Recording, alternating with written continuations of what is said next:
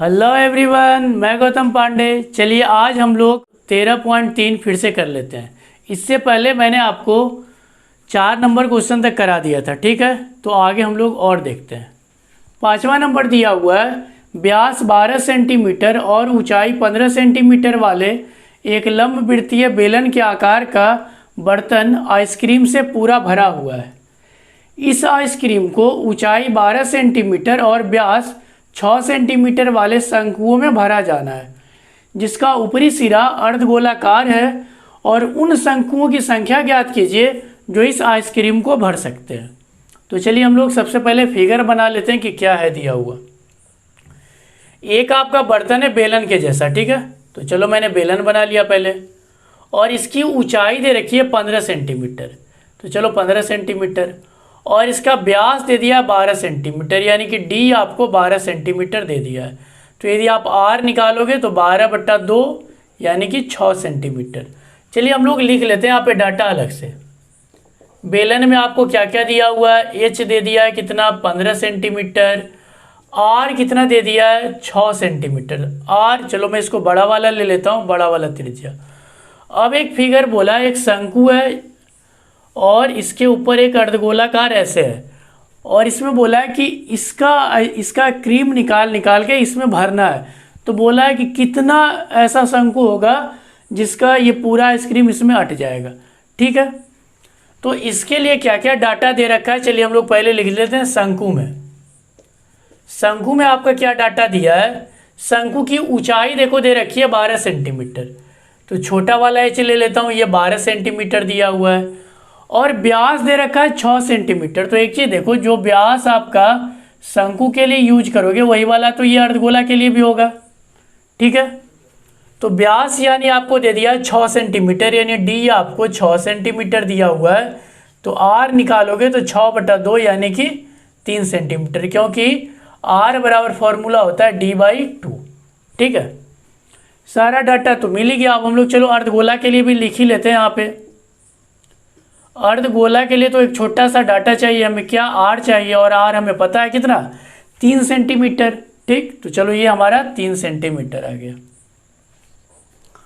अब हम लोग देखो कर क्या रहे हैं, बढ़िया समझिएगा। मान लेते हैं, माना एन शंकु अट सकता है, ठीक है। माना एन शंकु अट सकता है।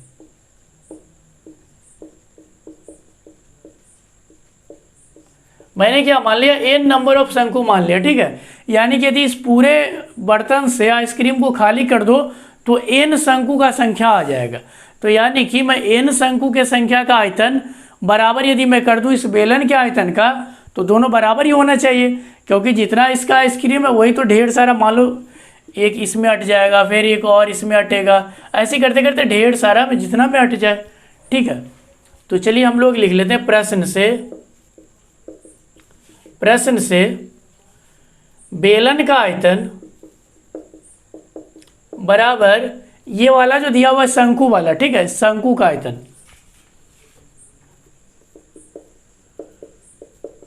तो शंकु का आयतन देखो यहाँ पे लिखा हूं, बगल में लिख देना आइसक्रीम वाला शंकु, देख लो है ना, जिसमें आइसक्रीम को भर सकते हैं, ठीक। तो मैं बगल में यहाँ पे लिख देता हूं आइसक्रीम, क्योंकि सिर्फ शंकु नहीं है, शंकु के साथ साथ ये ऊपर में अर्धगोला भी है आपका, ठीक। तो चलिए अब देख लेते हैं। तो बेलन का आयतन क्या होता है, πr²h, और शंकु का आयतन यानी आइसक्रीम का आयतन, ठीक है। आप यहाँ पे आइसक्रीम लिख सकते हो।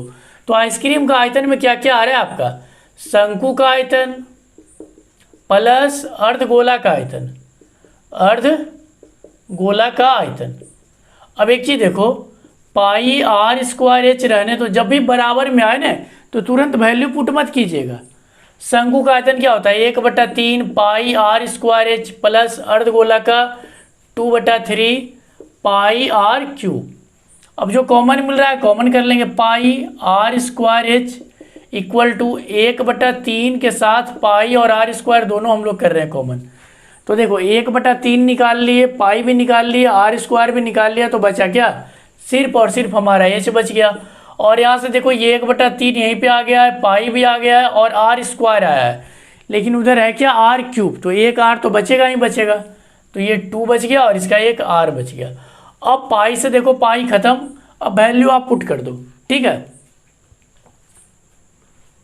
यहाँ पे जोड़ देना n गुना शंकु का आयतन, ठीक है। यहाँ पे लगा दीजिएगा n गुना शंकु का आयतन, n गुना कर दीजिएगा, n गुना, ठीक है। n गुना इसलिए कर रहा हूँ कि आपको n ही की तो वैल्यू चाहिए, चलो n मैं इधर लिख रहा हूँ, n गुना, ठीक है। पूरा में आप क्या लगा दोगे, n गुना कर देना, ठीक है। n गुना कर दीजिए, गुना में n ही की तो वैल्यू चाहिए हमें कि कितना शंकु वाला बन रहा है। तो अब r, बड़ा वाला r कितना है 6, तो 6 का स्क्वायर लगा लो, तो 6 गुना 6 कर लो। बड़ा वाला ऊंचाई देखो कितना दे दिया आपको 15 सेंटीमीटर, तो 15 लिख दीजिए। या आप पता है क्या कर सकते हो, यहाँ पे n यदि आप नहीं दोगे तो लास्ट में आप क्या करना, एक जो ये वाला आयतन निकल के आएगा और ये बेलन का आयतन में आप भाग लगा देना, दोनों सेम ही काम है। तो यहाँ पे देखो आपके पास क्या बच रहा है, 1/3 आर स्क्वायर, यानी कि 3 गुना 3, छोटा वाला त्रिज्या देख लो 3 ही दिया हुआ है शंकु और अर्धगोला दोनों का, इंटू एच कितना है आपका, एच दे रखा है छोटा वाला एच 12, देख लो छोटा वाला एच दे दिया है 12, तो 12 + 2 गुना 3 और इंटू में n, अब देख लो 1 3 से तो 1 3 उड़ा दो, 6 गुना 6 गुना 15, ठीक है। उसके बाद आपके पास देखो क्या बच रहा है, 3 गुना, बढ़िया से देखना, ये आपका 12 और ये 6 18 और गुना ये n, फिर से देख लीजिए 1 3 ये वाला बचा 12 और 3 दूने का 6, 12 और 6 18 और ये वाला आपका n। अब जो कट रहा है उसको काटो, जो नहीं कटेगा उसको नहीं काटेंगे। तो चलिए देख लेते हैं। तो n बराबर आपके पास क्या आ जाएगा, ये जो इंटू में पूरा का पूरा बटा में, तो 6 गुना 6 गुना 15 और बटा क्या आ जाएगा आपका 3 गुना 18। अब देखो काट के जो कट रहा है काटो, ये इसको उड़ा दो, 3 बार में ये कट गया, ठीक है। और ये 5 बार में 3 बचेगा और ये 3 दूने का 6, यानी कि n बराबर आपके पास 2 गुने 5 यानी कि 10। तो 10 शंकु आ जाएगा आंसर, ठीक है। यानी कि 10 गो में यदि आप आइसक्रीम में भर देते हो तो ये पूरा का पूरा खाली हो जाएगा, ठीक है। तो आगे हम लोग और क्वेश्चंस कर लेते हैं। चलिए 6ठा नंबर क्वेश्चन है, विमाओं 5.5 centimetre into 10 centimetre into 3.5 centimetre वाला एक घनाभ बनाने के लिए 1.75 सेंटीमीटर व्यास और 2 mm मोटाई वाले कितने चांदी के सिक्कों को पिघलाना पड़ेगा। तो चलिए देख लेते हैं कितना सिक्का पिघलेगा। एक घनाभ बनाना है आपको, ठीक ना, एक घनाभ बनाना है, ठीक। तो चलिए एक घनाभ बना लेते हैं।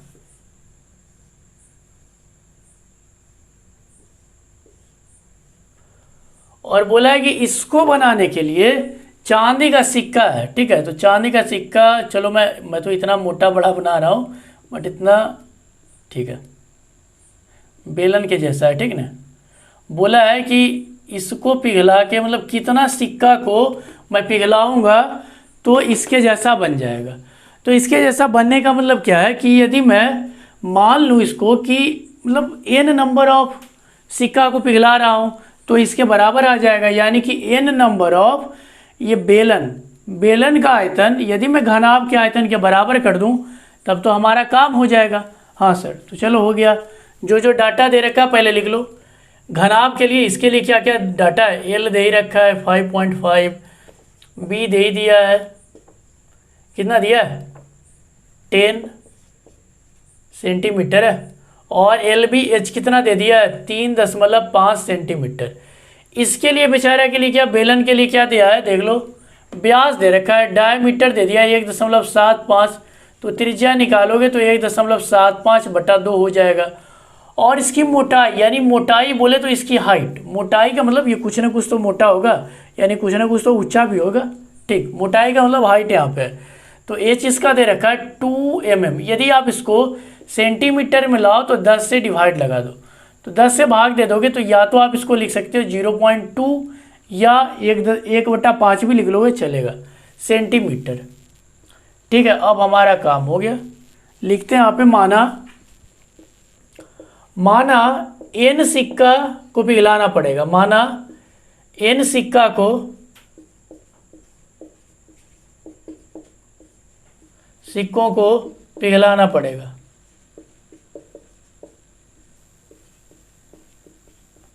मान लेते हैं कि n सिक्का को हमको पिघलाना पड़ेगा। तो प्रश्न से यदि मैं लिखूं तो क्या लिखूंगा, बढ़िया से देखिएगा, n गुना सिक्का का आयतन, ठीक है, सिक्का बोले तो बेलन, ठीक है, अब मैं बेलन लिख देता हूं, n गुना सिक्का का आयतन यानी कि बेलन का आयतन, बेलन का आयतन, या आप इसको लिख सकते हो बेलनाकार सिक्का का आयतन, ठीक, बराबर घनाभ का आयतन, घनाभ का आयतन, घनाभ का आयतन, v का मतलब वॉल्यूम यानी कि आयतन। तो n गुना बेलन का आयतन क्या होता है, पाई आर स्क्वायर एच, घनाभ का क्या होता है, एल बी एच, यानी लंबाई गुने चौड़ाई गुने ऊंचाई। तो n गुना पाई का मान आपको कुछ नहीं बोला लेने, तो 22/7 ले लो। तो 22/7 गुना त्रिज्या कितना दिया हुआ है, 1.75/2, तो 1.75/2, इसको 2 बार लिख दीजिए।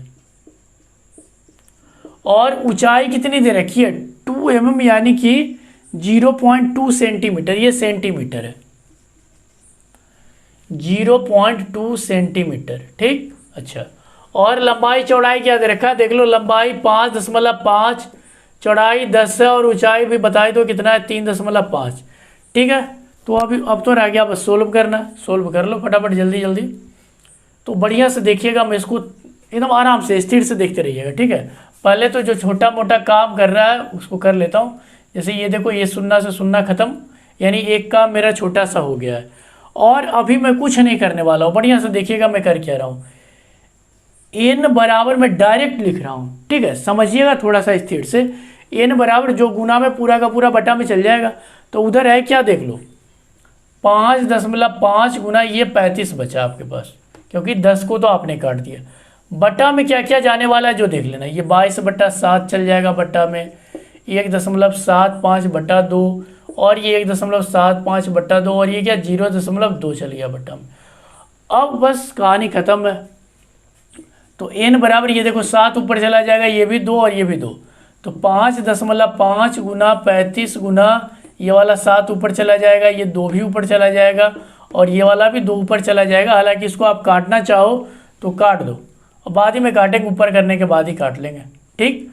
अब नीचे ये देखो 7, 2 और 2 कहाँ से आ गया, ये वाला 7, ये वाला 2 और ये वाला 2 मैंने ऊपर कर लिया। नीचे में आपका 22 गुना 1.75 गुना 1.75, और ये आपका 0.2। अब सबका डेसिमल हम लोग हटा लेते हैं, बढ़िया से देख लेना।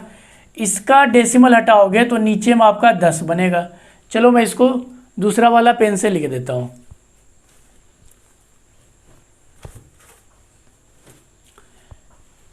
चलिए बढ़िया से देखिए, इसका आप डेसिमल हटाए तो यहाँ पे कितना बना, 10 बना, ठीक। अच्छा, इसका यदि आप डेसिमल हटाओगे, इसका डेसिमल हटाओगे तो नीचे में क्या बनेगा, 100।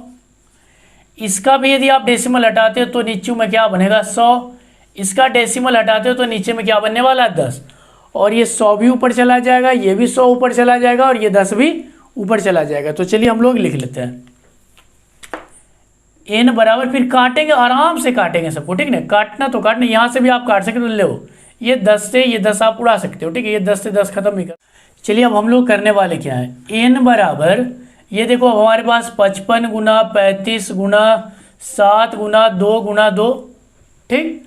उसके बाद अब यहाँ पे बढ़िया से देखिएगा, नीचे में ये 22 गुना 175 गुना 175 गुना 2, और ये वाला 100 ऊपर चला जाएगा, ये भी 100 ऊपर चला जाएगा, यानी कि 100 ये वाला ऊपर किया तो यहाँ, ये वाला 100 ऊपर करोगे तो ये वाला भी देख लो, यानी इस वाले 100 को मैंने ऊपर किया तो यहाँ पे पहुँचा, इसको ऊपर किया तो यहाँ पे। अब बस कुछ नहीं करना है, सीधा सीधा आपको काट लेना, आंसर आ जाएगा। चलिए अब मैं यहाँ पे लिख दूंगा आंसर फाइनली वाला। कटने के बाद क्या क्या आ रहा है देखो, 35 से इसको काटो तो ये 5 बार में कट जाएगा, ठीक है। अच्छा, अब आपको यदि और कुछ करना है, देखो ये 5 से आप इसको काट लो ना, ये 11 बार में कट गया, 11 बचेगा 55, ठीक है। और यदि आप किसी को काटना चाहते हो तो देख लो, ये लगा लो भाई, 11 दूने के 22, मारो इसको, और ये 2 से 2 इसको उड़ा, ये 2 से 2 इसको भी ख़त्म ही कर दो, ठीक। अच्छा, अब आपके पास क्या बचा, 25 से काटो, 25 चौके 100, और 25 सते का 175, और ये 7 से 7 खत्म। अब आपके पास बच क्या रहा है, सिर्फ और सिर्फ 4 बचा, और ये 100 बचा है, ठीक। ये बस गुना भाग करना है, मेन कहानी पता है क्या था, बस इतना ही दूर का मेन कहानी था, बाद बाकी तो ये सब आप कर सकते हो। तो 4 गुना 100 कर लो, तो 4 गुना 100 लगा लो, यानी n बराबर 4 गुना 100। तो 4 गुना 100 करोगे तो कितना, 400 सिक्का आ जाएगा। यानी कि यदि आप 400 सिक्का को पिघलाओगे ना, तब जाके ऐसा घनाभ बन जाएगा। ठीक है, तो आप लोग 400 सिक्का लिख लो भाई, बड़ा सिक्का पिघलाया हूँ, 400 सिक्का। ठीक है, तो आप इसको लिख लो। हंसते रहिए, पढ़ते रहिए, मिलते हैं कल।